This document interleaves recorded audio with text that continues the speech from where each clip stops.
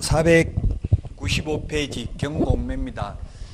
지금 남은 부분이 특히 경공매가 어렵습니다. 경공매는 민사집행법, 그 다음에 민사소송법, 등기법 등 배경지식이 있어야 됩니다. 경매와 관련해서는 민사집행법이 330개 조문입니다. 우리 공인중개사법이 51개 조문이고요. 공인중개사법보다 공부할 분량이 10배 많습니다. 근데 시험에 한 문제 나옵니다.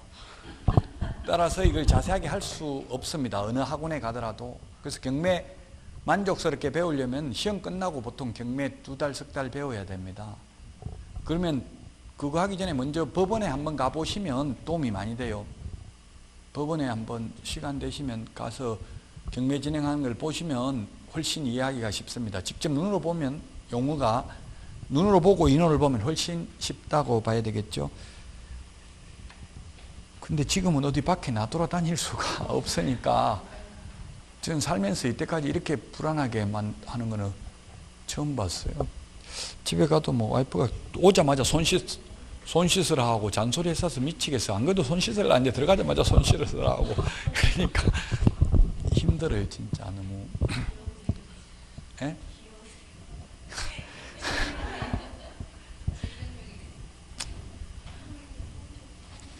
합이 안 맞는 것 같기도 하고 어떨 때는 그러다 예?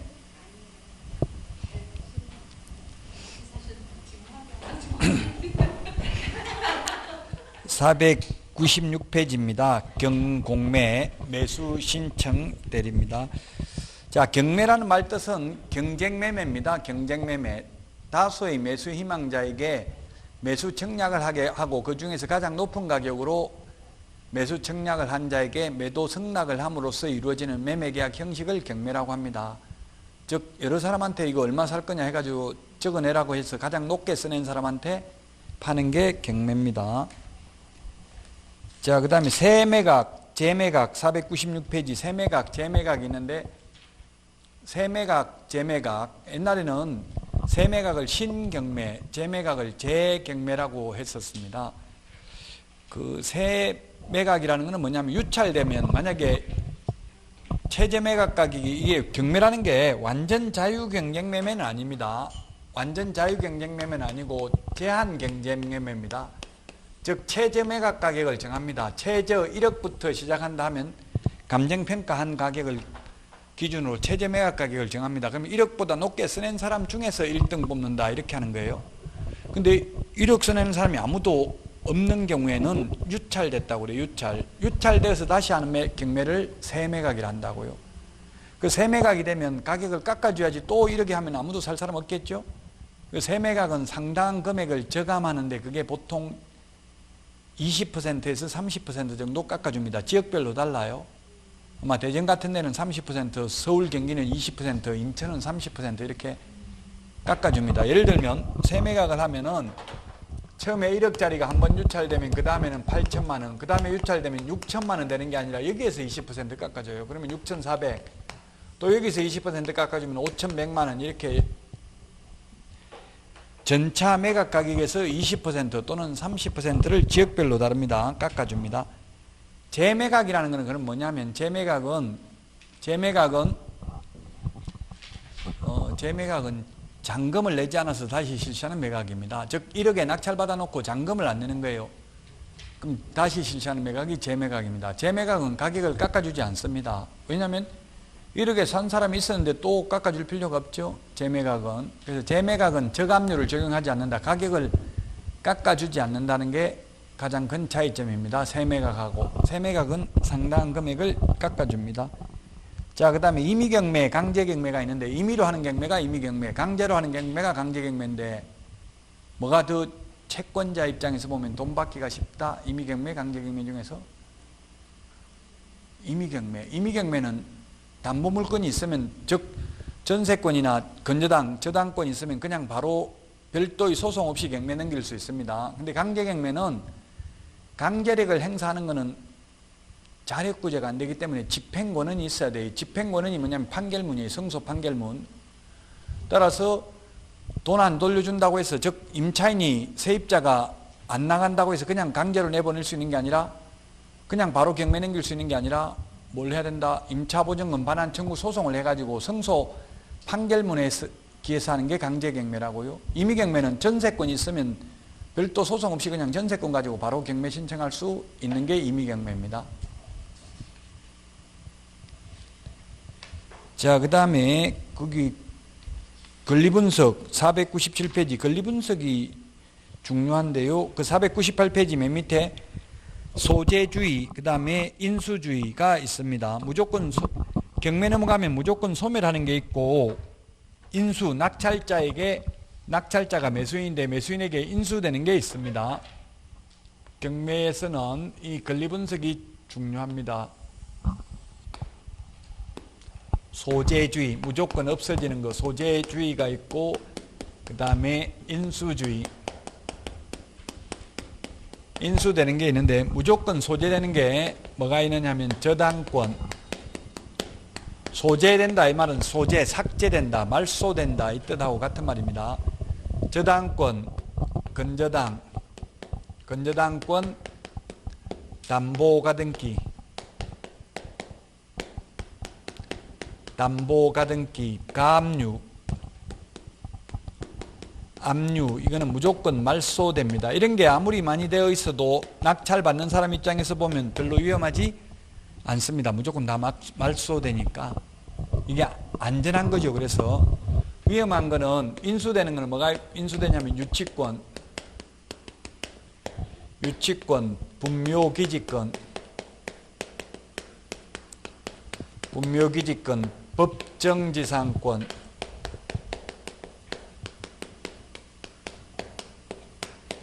법정지상권. 옛날에는 예고등기라는 게 있었는데 지금은 예고등기가 삭제됐습니다. 지금 등기법에서 없어졌기 때문에 아마 시험에 거의 안 나올 거예요. 이거는 이게 인수되는 거고요. 그 다음에 말소되는 것 중에서 가장 앞서 있는 거 최고 선순위를 말소 기준권리라고 합니다.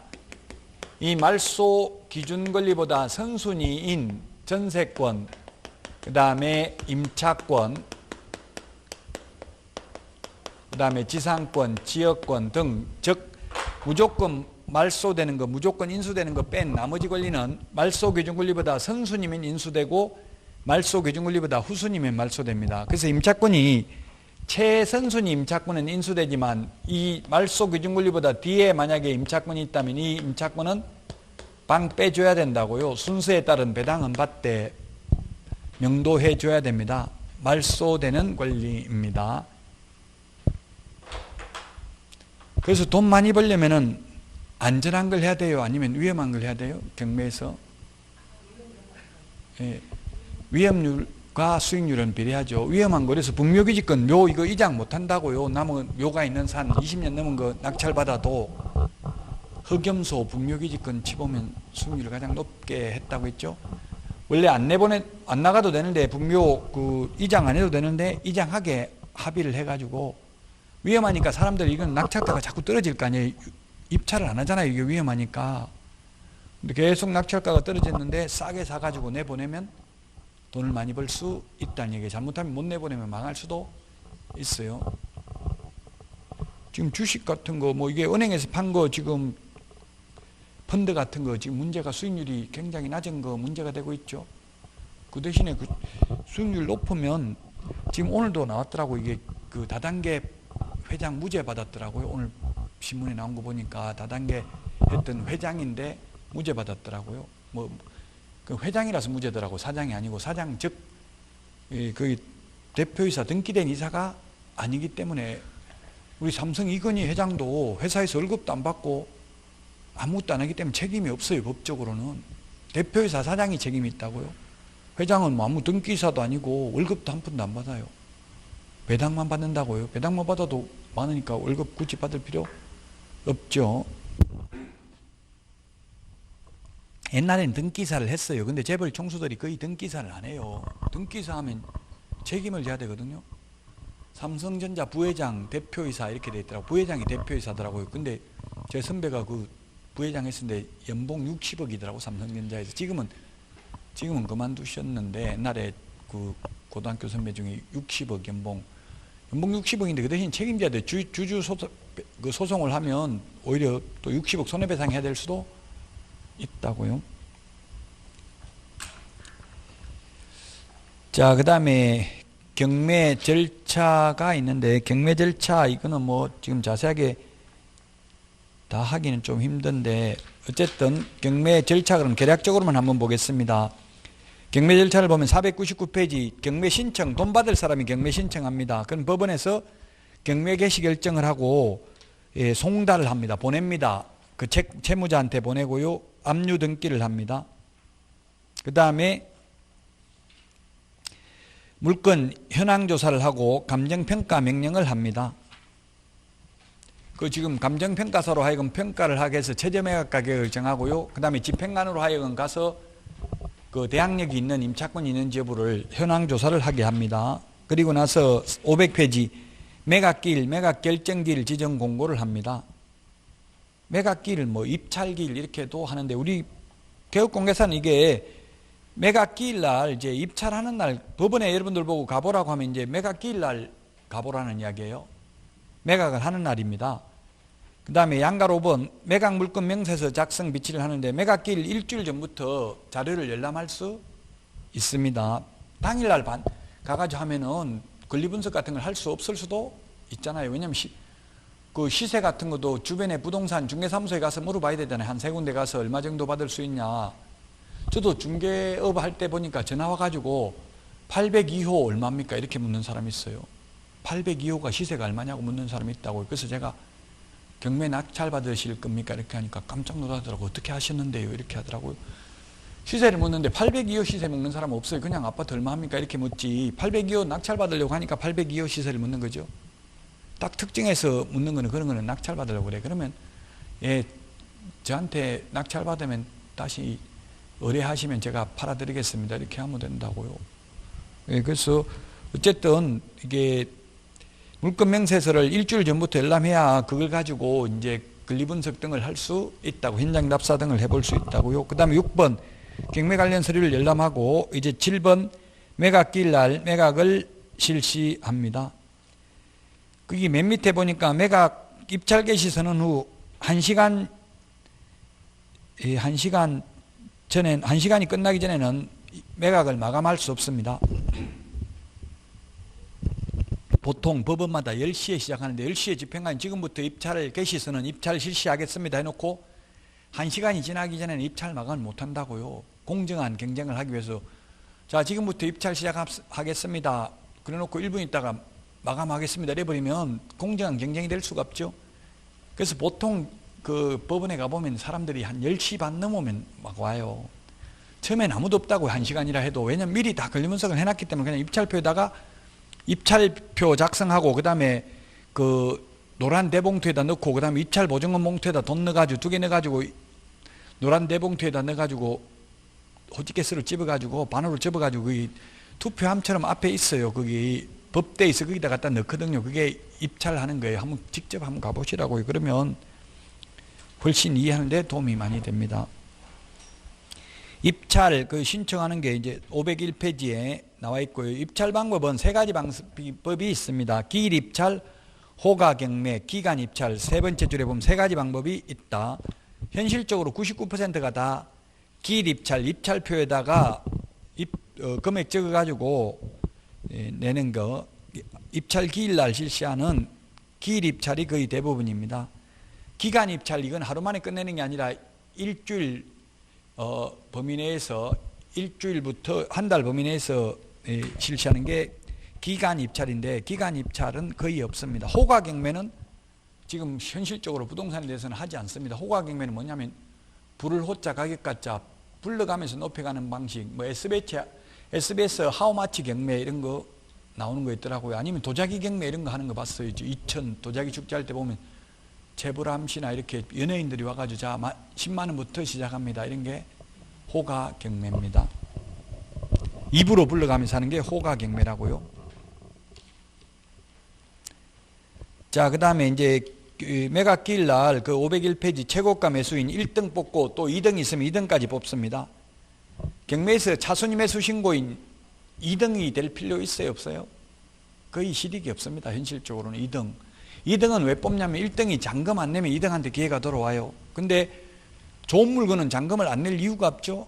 은행에 경락자금대출, 경락잔금대출 이런 거, 법원에 가보면 경매장에서 주로 여자분들이 찌라시 뿌려요. 주로 이제 주부들이 많던데, 그 찌라시 뿌려가지고 1등 한 사람들은 그 대출 받으면은, 거기 찌라시 뿌린 사람이 30만 원 받는다더라고요. 제가 아는 여자분은 한 800만 원 번대요. 매일 법원에 가서 뿌리면 하루에 한 건만 하면 30만 원이라고요. 알바를 하더라도 여러분들은 그런 거 해야 돼. 식당에 가서 알바해봐야 180, 200만 원밖에 못 받아요. 하루 종일 해봐야.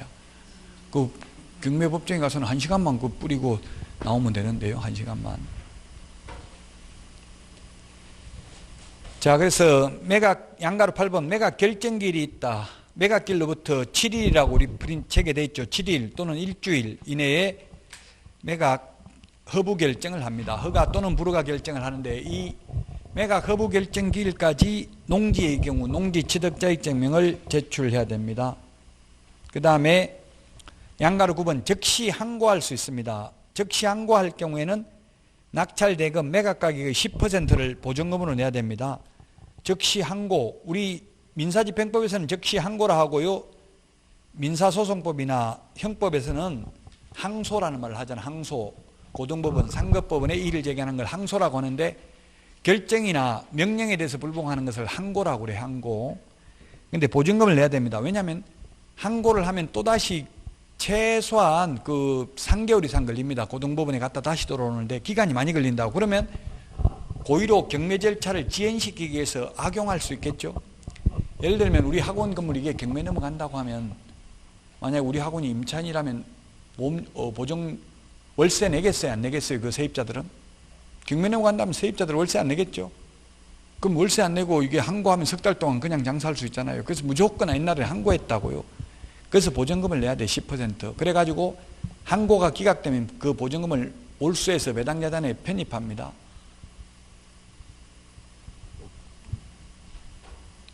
고의로 항고를 해서 경매 절차를 지연시키는 것을 방지하기 위해서 그렇습니다.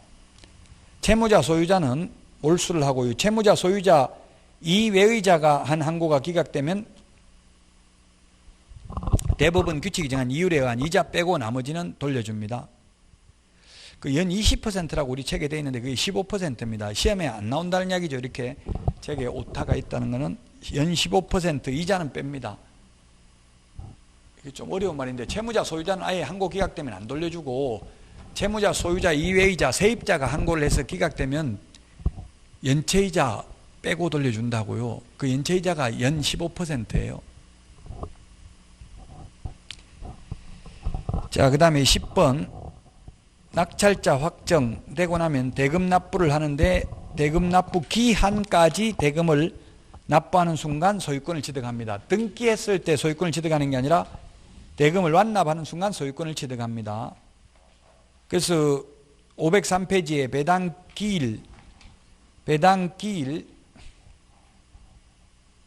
배당금은 이제 낙찰된 금액 가지고 배당을 해준다는 이야기입니다. 배당기일 날.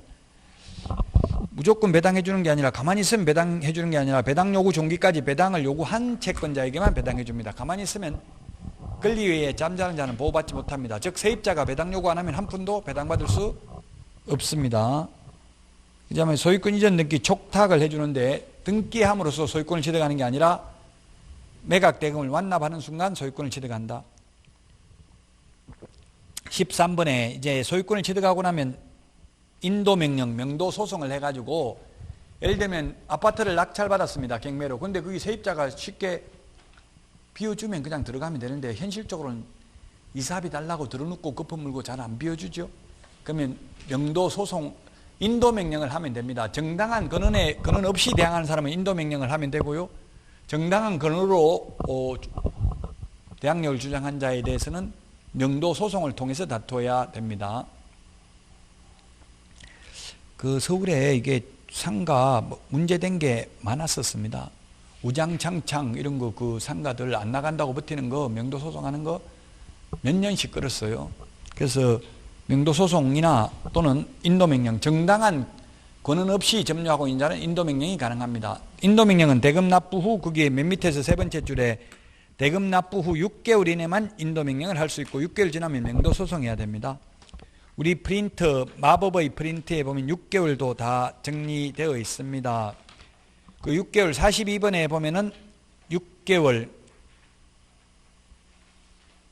몇 번에 있어요? 6번 6개월 네, 10번 인도명령 신청 기한 6개월 이내만 가능합니다. 6개월 넘으면 명도 소송해야 돼요. 소송하려면 소송비도 2, 300만 원 이상 들어가고 소송기간도 2, 3개월 이상 걸리는데 인도명령은 판사에게 인도명령 신청하면 곧바로 인도명령서를 교부해주면 그것으로 강제집행이 가능합니다.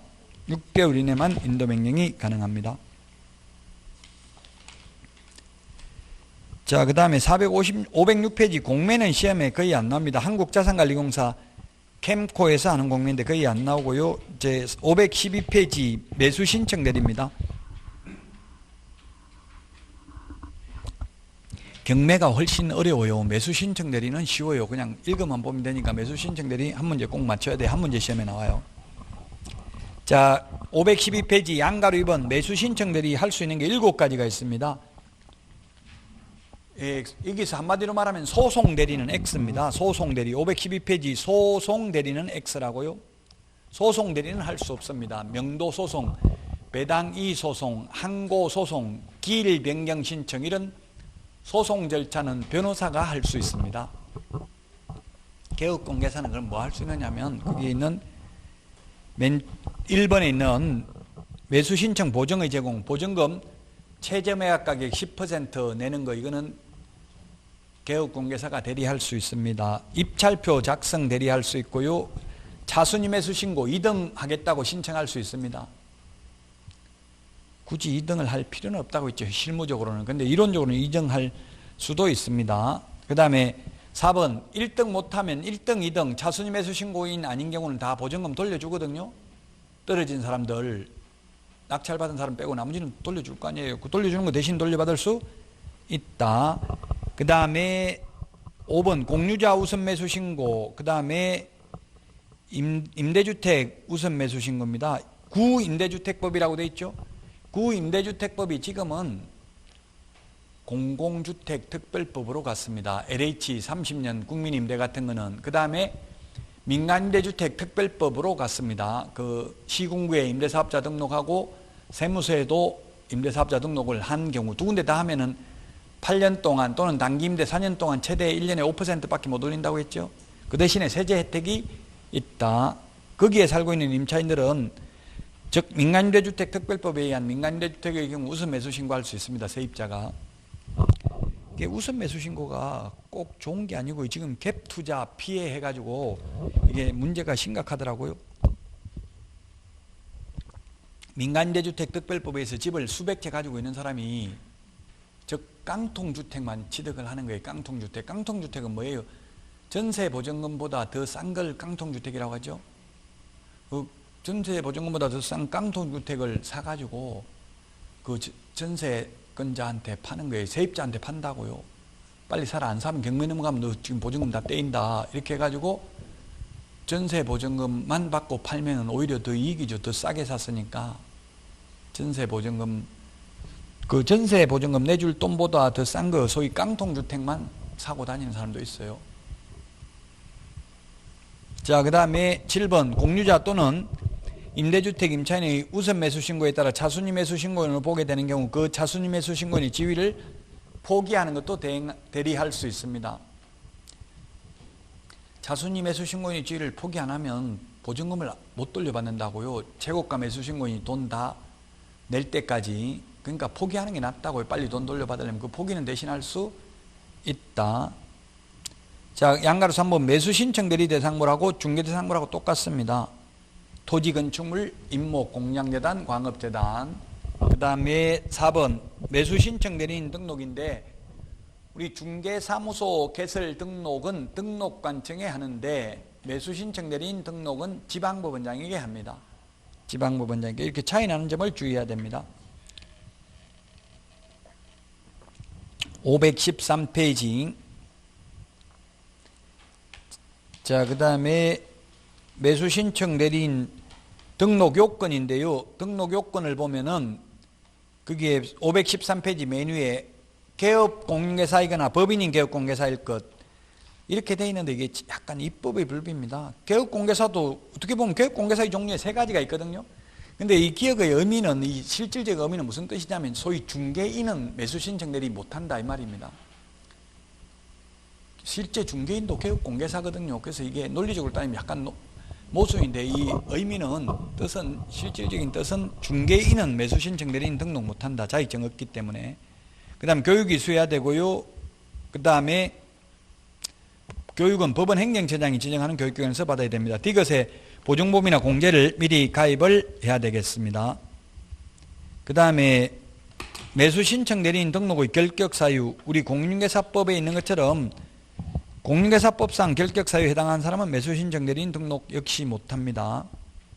그 다음에 매수 신청 내린 등록 취소되고 3년 미경과자, 그 다음에 그 민사집행법에 의해서 그 입찰방해죄에 해당하는 자는 2년 지나야 매수 신청 대리 할 수 있습니다. 자, 그 다음에 514페이지 동그라미 3번 등록증 교부 및 재교부입니다. 등록증 교부 및 재교부인데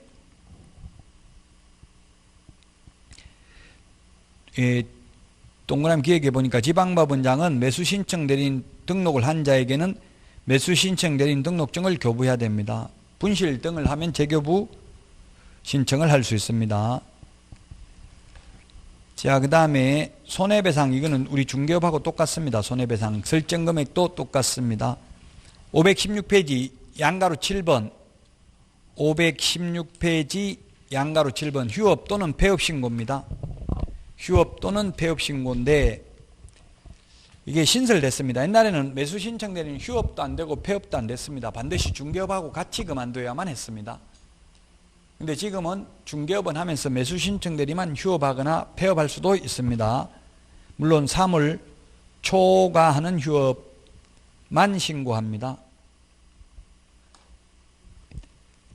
자, 그 다음에 양가로 8번 명칭 표시 등입니다. 법원 명칭을 함부로 표시하면 안 됩니다. 특별히 인정하는 경우를 제외하고는. 그 다음에 동그라미 2번 개업공개사는 매수 신청 대리인 등록이 취소된 때에는 사무실 내 외부에 매수 신청 대리에 관한 표시 등을 제거해야 됩니다. 업무정지 처분을 받은 때에는 업무정지 사실을 당해중개사무소 출입문에 표시해야 됩니다.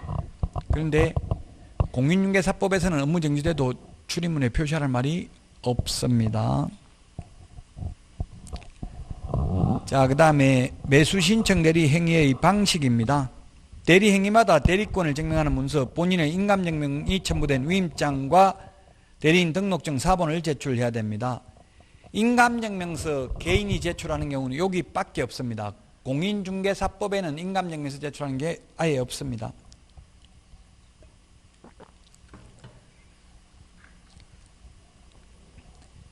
동그라미 3번 개업공개사는 대리행위를 함에 있어서 매각장소 또는 집행법원에 직접 출석해야 된다. 예, 법원에 직접 출석해서 대리할 수 있습니다. 자, 그 다음에 양가로 2번 517페이지 사건카드 작성 및 보존입니다. 예, 사건카드, 즉 매수신청 대리 관련 서류 모두 5년입니다. 그 1번에 5년 있습니다. 5년. 네 번째 줄에 5년 동그라미 하시고요.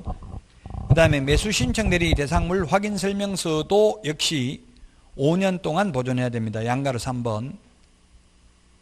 그 매수신청 대리와 관련된 서류는 모두 5년입니다. 우리 그 프린터 핵심 비교 정리 프린터에 보면 당연히 5년 정리되어 있죠. 5년이 41번에 4, 5, 6번입니다. 41번에 4, 5, 6번. 41번에 4번, 5번, 6번 3개 전부 다 매수 신청 대리 관련 서류는 5년이 되겠습니다. 양가로 4번 보수 영수증입니다. 그게 세 번째 줄에 보니까 예규에서 정한 보수 이상을 받아서는 아니 된다 돼 있죠. 이상 동그라미 하세요. 이게 논리적으로 보면 초과라고 해야 돼. 초과. 그 입법의 불비라고요. 만약에 법정 보수가 100만 원이면 100만 원 이상 못 받는다고 하면 100만 원도 못 받는다는 이야기죠.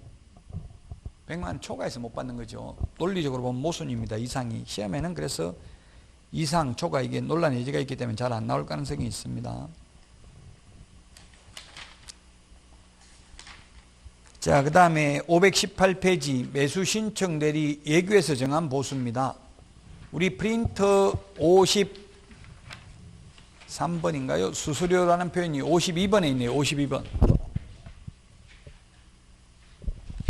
52번 매수 신청 대리와 관련되는 보수가 거기 어디에 있습니까? 11번 매수 신청 대리인 등록 신청할 때는 공인은 공인중개사인 개업공개사는 2만 원, 법인인 개업공개사는 3만 원 내야 되고요. 12번 매수 신청 대리 상담 및 권리분석 보수는 50만 원입니다. 낙찰 못 받아주더라도 상담료를 50만 원 받을 수 있어요. 변호사들도 상담료 보통 보면 사무장은 1만 원 받던데요. 변호사는 얼마 받는지 몰라도 사무장 상담에도 1만 원 받고 이렇게 하죠. 근데 50만 원까지는 안 받는데 변호사도 우리 개업공개사는 50만 원 받을 수 있어요. 최대. 많죠. 이건 상당히 상담 및 권리분석 보수고요. 낙찰 못 받더라도 그 다음에 13번 매수인이 된 경우에는 감정가 1% 또는 최저매각 가격 1.5% 중에서 당사자 합의된 금액을 받을 수 있습니다.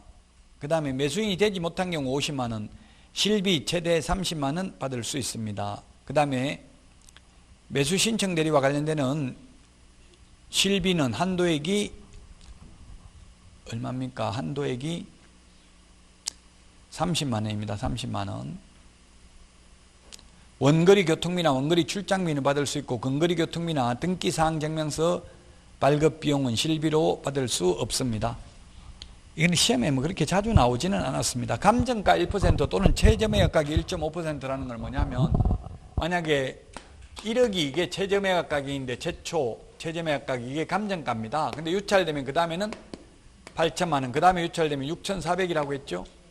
만약에 6,400에 낙찰됐으면 여기에 최저매각 가격 1.5% 또 감정가 1%라는 건 최초 매각 예정가 이게 감정가격이에요. 감정가격 1%면 얼마예요? 100만 원이죠. 이 100만 원하고 그 다음에 이 둘 중에서 합의를 하면 된다고. 둘 중에 낮은 금액 받는 게 아니고 1.5% 하면 얼마예요? 이게 16은 6, 5, 6, 30. 예. 그러면 이렇게 싸게 사준 경우는 이게 100만 원 받을 수 있다고요. 둘 중에 낮은 금을 받는다고 하면 무조건 비싸게 사줘야 되겠죠. 비싸게 낙찰 받아줘야 되겠죠. 왜 이런 말씀을 드리냐면 처음에 이게 법이 입법 예고됐을 때는 감정가 1% 또는 최저매각 가격 1.5% 중에서 낮은 금액을 받을 수 있다 이렇게 했어요. 근데 지금 낮은 금액이 아니라 높은 걸 받을 수도 있다고요. 합의만 되면. 매수 신청 대리와 관련된 실비는 누구한테 받을 수 있다고요? 매수 신청 대리와 관련되는 실비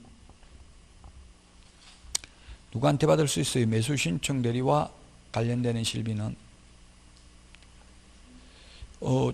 실제 비용 들어가는 거는 그 의뢰인들 매수 신청 대리 해달라고 한 사람이죠.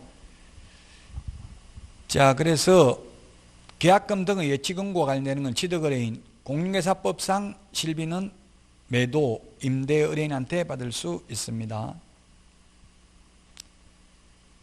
이 실비는 원거리 교통비, 원거리 출장비는 받을 수 있는데 근거리 교통비나 등기사항 증명서 비용은 X라고 되어 있잖아요. 19번에 52번에 받을 수 없다는 이야기예요. 자, 여기까지가 지금 518페이지 양가로 5번이고요. 그 다음에 금지행위는 뭐 신의성실 업무 비밀준수, 비밀준수는 당연히 우리 개업공개사는 다 비밀 준수해야 됩니다. 519페이지 신고 의무입니다. 양가로 2번에 개업공개사는 다음 어느 하나에 해당하는 경우는 그 사유가 발생한 날부터 10일 이내에 지방법원장에게 신고해야 됩니다. 10일 이내에. 그 두 번째 2번에 중개업, 휴업 또는 폐업 밑줄 치세요. 중개업, 휴업 또는 폐업. 우리 중개업이 아니라 매수 신청 대리를 3월 초과해서 휴업하고자 하거나 폐업하고자 할 때는 미리 신고하거든요. 근데 중개업을 휴업한 경우에는 미리 하는 게 아니라 사후 10일 이내에 신고해야 됩니다. 등록관청이 아니라 지방법원장에게. 그 다음에 매수 신청 대리 금쟁이 양가로 3번에 금쟁이가 시험에 나왔던 게 2번, 3번이 시험에 출제됐었습니다. 2번, 3번. 2번, 3번 밑줄 치시고요.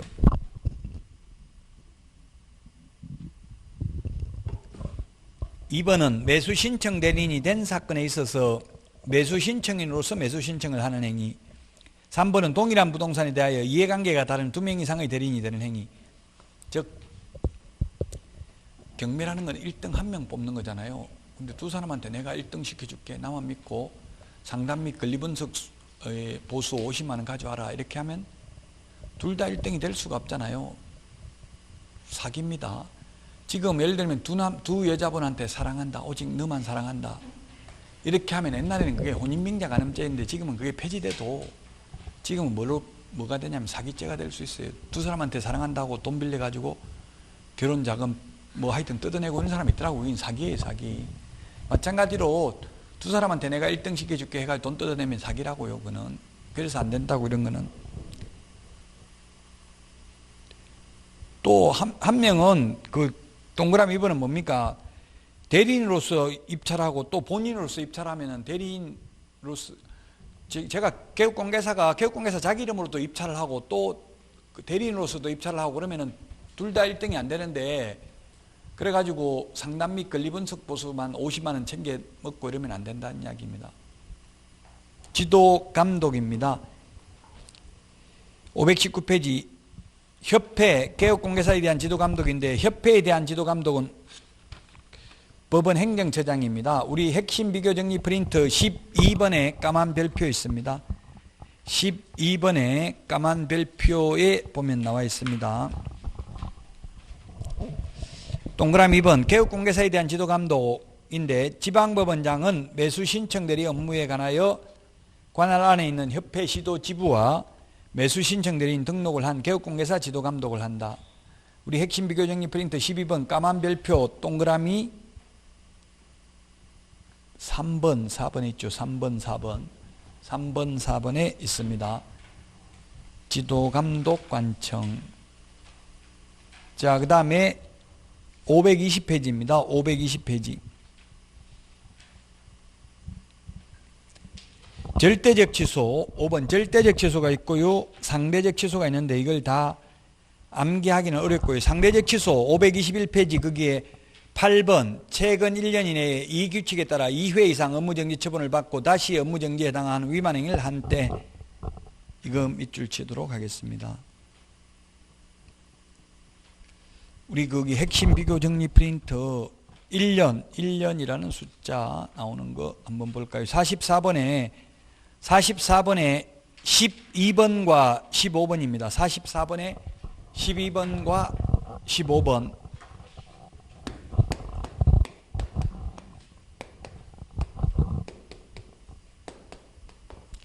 (12번에) 최근 1년 이내에 2회 이상 업무정지 처분받고 또다시 업무정지에 해당되는 위반 행위를 하면 이건 절대적 취소입니다. 중개사무소 개설 등록을 취소해야 된다. 근데 15번 매수신청 대리 업무정지를 2번 받고 최근 1년 이내에 또다시 매수신청 대리 업무정지에 해당되는 위반 행위를 하는 경우에는 매수신청 대리인 등록 취소하여야 한다가 아니라 할 수 있다. 매수신청 대리는 할 수 있다. 공인중개사법에서는 반드시 등록을 취소하여야 한다. 이 두 개 구분하는 게 중요할 수 있습니다. 똑같이 업무정지 2번에 또다시 업무정지인데 매수신청 대리는 임의적 취소라고요. 중개사무소는 절대적 취소입니다. 자, 그 다음에 521페이지 방가로 3번 절대적 매수신청 대리 업무정지. 우리 공인중개사법에는 업무정지가 절대적 업무정지가 없고 모두 6월 이내에 업무정지를 할 수 있습니다. 근데 이거는 매수신청 대리는 절대적 업무정지, 반드시 업무정지를 해야 되는 게 있습니다. 거기 동그라미 1번에 보니까 휴업을 했을 경우입니다. 참 기분 나쁘게 만들어 놨어요. 중개업을 휴업하려면 반드시 매수 신청 대리도 업무를 못 한다고요. 그래서 중개업은 안 하면서 매수 신청 대리만 할 수 있는 방법은 없어요. 이게 변호사들이 개업공개사들 매수 신청 대리 못하게 하려고 이렇게 만들어 놓은 거예요. 그래서 중개업을 휴업하면 매수 신청 대리 반드시 업무 정지한다고요. 중개업을 폐업하면 매수 신청 대리인 등록을 취소합니다. 그래서 절대적 업무 정지 사유입니다. 휴업을 하면, 중개업을 휴업하면 매수 신청 대리도 업무하면 안 된다는 이야기입니다. 그 다음에 양가로 4번에 임의적 업무 정지도 있는데, 업무 정지가 절대적 업무 정지, 임의적 업무 정지 두 개가 있다. 자, 업무 정지는 1월 이상 2년 이하입니다. 중개사무소는 6월 이하죠. 우리 프린트 42번에 보면은 동그라미 2번 업무정지 기간 6월 이하잖아요. 근데 매수신청 대리 업무정지는 1월 이상 2년 이하다. 45번에 동그라미 2번. 45번에 동그라미 2번. 1월 이상 2년 이하라는 점을 주의하셔야 되겠습니다. 자, 그 다음에 522페이지입니다. 522페이지. 다 나갔네요, 벌써. 민간정보 처리 등 민감정보는 시험에 안 나올 거예요. 민감정보가 뭐가 있을까요? 민감정보는 제가 이거 개인정보보호법도 동국대학교에서 제가 실무교육, 연수교육 인터넷 강의로 다 촬영을 해놨는데요. 제가 강사인데, 민감정보라는 거는 종교, 그 다음에 종교 신념 이런 거, 가치관 이런 거예요. 그래서 교도소 복역한 이력, 그 다음에 병원 암 걸렸다 예를 들면 이런 거, 이게 민감정보예요. 병 이력, 병원 갔다 온 거, 교도소 갔다 온 거, 구치소 갔다 온 거 이런 거 별로 안 좋은 거잖아요. 알리고 싶지 않은 거잖아요. 이런 게 민감정보라고요. 그리고 저 사람 신천지 믿고 있다 이런 거 말하면 안 돼요. 그거 민감정보예요. 그런 말 지금 자꾸 특정 종교를 이렇게 비판하는 이런 거 함부로 말할 게 못 돼요. 저는 종교는 없습니다만은 우한 폐렴 이런 말도 별로 안 좋고요. 대구 폐렴 이런 말도 별로 좋은 말은 아니에요. 특정 지역이나 특정 집단을 비하하는 말은 가급적이면 안 하는 게 좋아요. 이렇게 말하면 또 별로 저도 또 비판받을 수 있는데, 어쨌든 민감 정보가 그런 거라고. 종교 정보, 종교 무슨 종교 믿는다, 저 사이비 믿는다. 이 사이비라는 말이 참 좀 웃기는데요. 사이비는, 우리나라에서 사이비는 뭘 판단 기준이 뭐냐면 세력이 많으면 정통이고 세력이 없으면 사이비가 될 수도 있어요. 미국에서는 사이비가 침례교입니다. 베프티스트가 정통입니다. 사이비가 아니라 정통입니다. 우리나라에서는 장로교가 최고 많잖아요. 장로회인가 이게 기독교면. 그래서 어쨌든 괜히 말한 것 같은데, 이런 게 어쨌든 민감정보라고. 종교, 신념, 교도소, 병원 이력 이런 게, 병원 갔다 온 거 무슨 병이 있다 이런 게 민감정보라고요. 시험에는 안 나옵니다. 이런 거는 법령에 규정 없이 이런 거는 공개하면, 누설하면 안 돼요. 그러면 처벌받는다고요. 시험에는 나오지 않고요. 다만 지금 여기 우리 책에는 없는데 뭐가 있냐면은 업무 정지되면은 출입문에 그 사실을 표시해야 됩니다. 업무 정지됐다고. 우리 공인중개사법은 업무 정지됐다고 표시할 필요가 없습니다. 원래대로 하면 이거 업무 정지됐으면 됐다고 표시하는 게 맞아요? 안 하는 게 맞아요? 논리적으로 보면 표시하는 게 맞죠. 근데 중개사무소는 업무 정지됐다고 표시되어 있는 거 하나도 못 봤죠. 매수 신청되는 업무 정지되면 됐다고 표시해야 돼요. 원래 술집도 보면은 퇴폐 영업하다 걸리면은 영업 정지해가지고 써붙이게 돼 있어요. 몇 년 며칠까지 영업 정지됐다 써붙여야 되는데, 공인중개사법에서는 업무 정지되면 써붙이라는 말도 없고 등록증 반납도 안 해도 됩니다. 그래서 사실 공인중개사법상은 업무 정지돼도 몰래 업무를 하는 경향이 있어요. 근데 매수 신청 대리는 이제 업무 정지되면 업무 정지됐다고 출입문을 써붙여야 되니까 업무를 하기가 어렵겠죠. 매수 신청 대리 한 문제 시험에 나오는데, 이게 2006년 1월 1일 노무현 정부 때 신설됐는데 획기적인 제도예요. 원래 법률행위 대리를 업으로 하는 것은 변호사밖에 안 됐습니다. 근데 지금은 변호사뿐만 아니라 법무사, 개업공인중개사도 가능합니다. 단 중개인은 안 됩니다. 단 개업공인중개사도 무조건 되는 게 아니라 법원에 매수신청 대리인 등록을 해야 돼요. 결격사유에 해당되면 등록을 못할 수도 있겠죠. 그걸 지금 우리나라 10만여 명의 개업공인중개사 중에서 약 1,300여 명 정도가 매수신청 대리인 등록을 했다더라고요. 1%도 안 돼, 1%. 얼마 안 된다고요. 지금 허용해 주는데도 안 한다는 이야기예요. 왜 안 하냐면은 옛날에 매수신청 대리만 폐업도 안 되고 휴업도 안 돼. 무조건 죽을 때까지 중개업하고 같이 해야만 했어요. 근데 지금은 이제 가능해요. 매수신청 대리만 휴업할 수도 있고 폐업할 수도 있어요. 그래서 여러분들도 해놓으면 매수신청 대리인 등록증을 지방법원장이 준 걸 그걸 사무소에 걸어놓으면 왠지 법원장은 좀 공신력이 있어 보이잖아요. 검찰총장보다는 법원장, 시장군수구청장보다는 법원장을 좀 더 높게 보는 경향이 있죠. 실질적으로 권한은 누가 많겠어요? 시장군수구청장하고 법원장하고? 시장군수구청장이 100배, 1000배 더 권한이 세요. 왜냐하면 돈을 만질 수 있는 게 권한이 센 거예요. 지방법원장은 그 법원 그 인사권, 뭐 법관 인사권하고 그 예산 범위 내에서 쓸 수 있는 거 이밖에 없어요. 자기가 무슨 그 집행 권한이 별로 없다. 그런데 시장군수구청장은 도시계획 위반 결정을 할 수 있잖아요. 용도지역, 지구구역 이런 걸 정할 수 있단 말이에요. 용도지역을. 그러면은 그게 엄청난 이권이 개입될 수 있잖아요. 예를 들면 뭐 어떤 용도지역 개발할 수 있도록 용도지역 지구단위계획 이런 걸 수립해버리면 개발이 가능하면 땅값이 엄청나게 차이가 나겠죠. 그럼 막 뇌물 주려고 보따리 사가지고 다니는 사람도 많단 말이에요. 시장군수구청장한테는.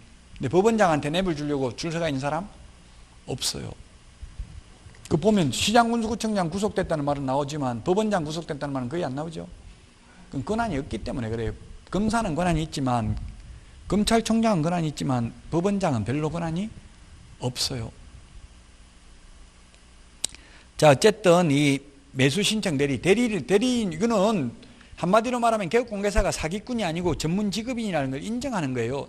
대리인 마음대로 낙찰가 입찰 금액을 예를 들면 최저매각가격이 1억인데 개업공개사가 1억 1천을 써내도 되고 1억 2천을 써내도 돼요. 자기 마음대로.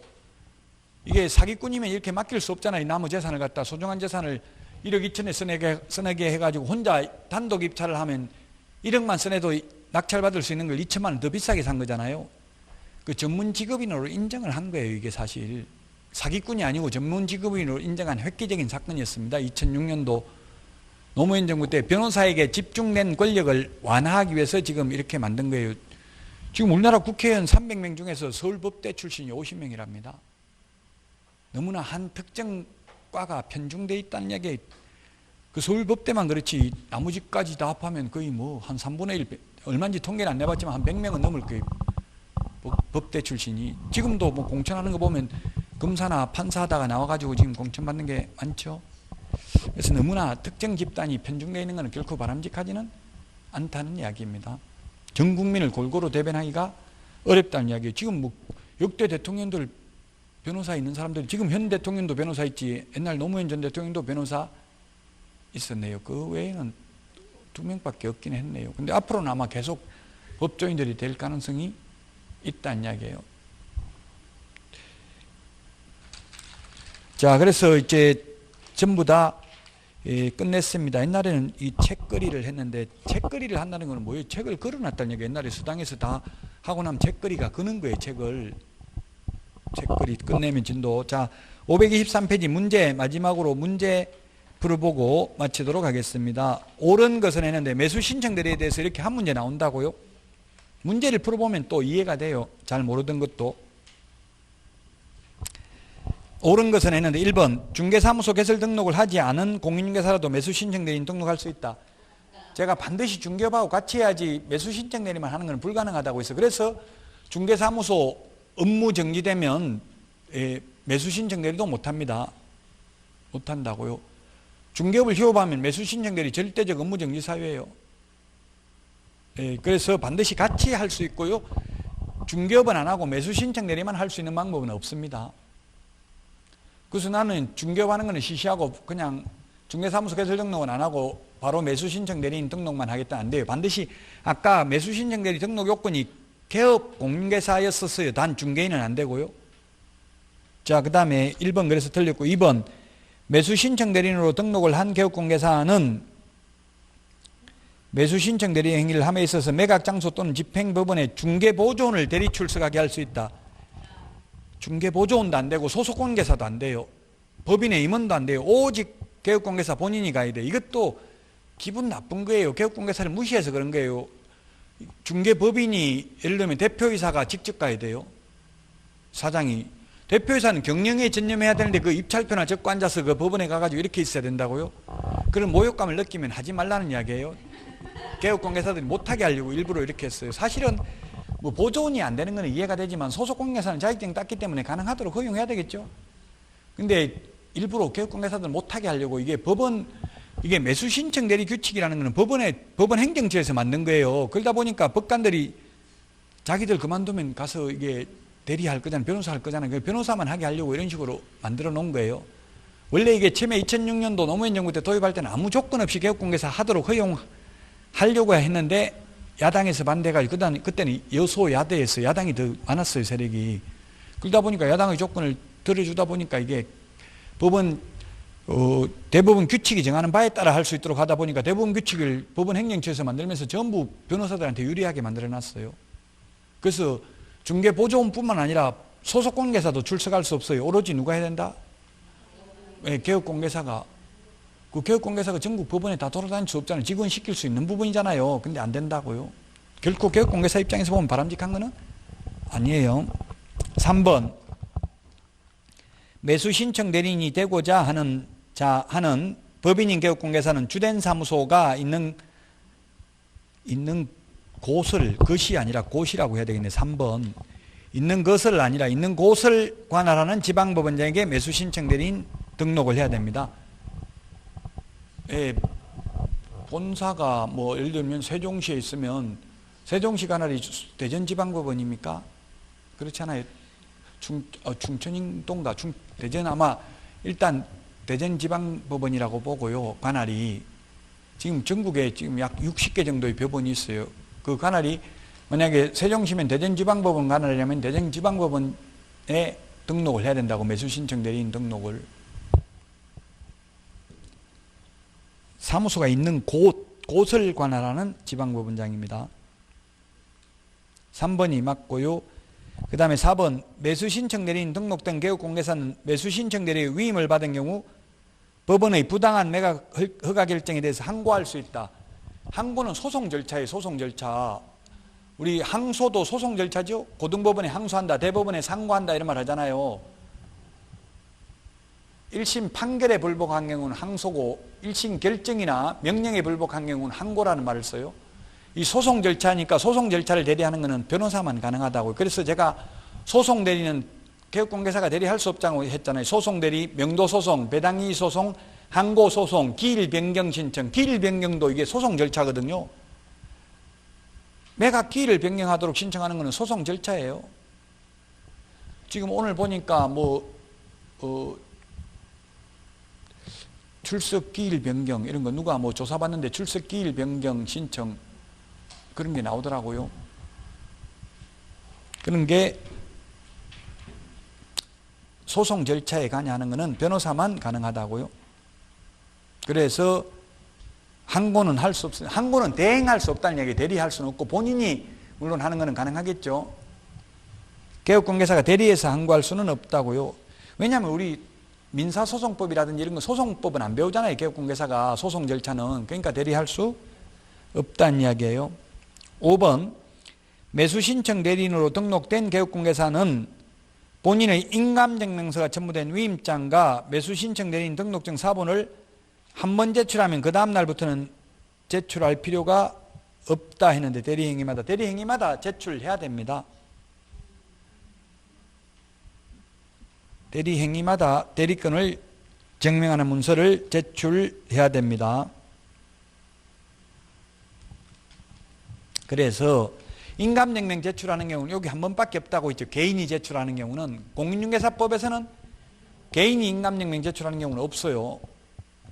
다만 인장 등록할 때 법인인 경우는 법인 인감증명서 제출해야 됩니다. 법인인 경우 인장 등록할 때. 개인은 인감도장 아니라도 가능하다고 했죠. 자, 여기까지 해서 공인중개사 법령을 전부 다 마쳤습니다. 이제 2월 다 끝냈고요. 또 3월 달부터 처음 시작합니다. 또 5월 달부터 처음 시작하고 7월 달부터 처음 시작하고 9월 달부터 또 처음 계속 시작해요.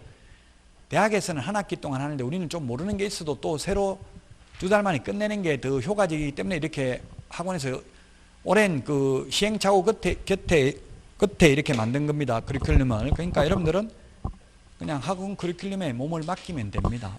여러분들은. 이제 인터넷으로 듣는 분들이 정말 힘든데 인터넷으로 듣는 분들도 그때 강의 놓치지 마시고 따라서 억지로라도 들어야 돼. 모르는 게 좀 일부 있다 하더라도. 예, 비어 있어야 채울 수 있는 공간이 있는 거예요. 가득 차면 이제 넘치고 나면은 언제 가득 차야 되냐면 시험 보는 날 가득 차야 되지 미리 차버리면 또 비워지게 돼요, 결국은. 지금 물이 가득 차도 여러분들은 다 밑 빠진 독입니다. 구멍이 다 나 있어요, 지금. 그래서 가만히 있으면 다 빠져버려요. 그러니까 지금 물기만 안 맞도록 한 방울 한 방울씩 조금씩 신압으로 모르는 사이에 하다 보면 어느 날 가슴 벅찬 희열을 느끼게 됩니다. 서울대학교 소비자학과 김남도 교수가 더딘 것을 염려 말고 멈출 것을 염려하라고 했습니다. 멈추지만 않고 가면 결국 10월 31일 날 다 고득점 할 수 있습니다. 자, 이번 달 강의 여기까지 하고 다음 달에 이제 처음부터 다시 진도 나가도록 하겠습니다. 수고하셨습니다.